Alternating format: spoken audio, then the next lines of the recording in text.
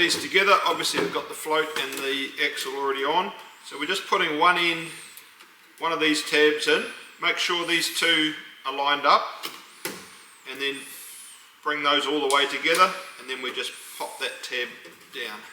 Make sure it's fully sealed. Do the other side. Pop that in, then we turn it up. Now sometimes this second one here won't be in place, but if you just open and close it, now it will be. And then at the top here, we're actually looking at that second one down. We want to get that sitting into the groove as we do this top one at the same time. Same on this side, just open and close. That puts the bottom one in, watching that second one down, and then the top one in. And then once we've got that, we sit that up on the bench, and we do it with these tabs facing away from us. And this is where the rubber mallet comes in.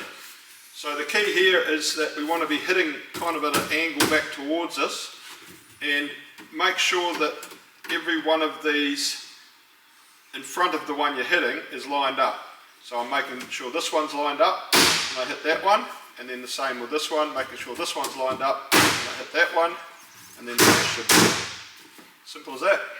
Flip it over, same again, I'm checking that this one here is lined up, then I'm checking this one's lined up,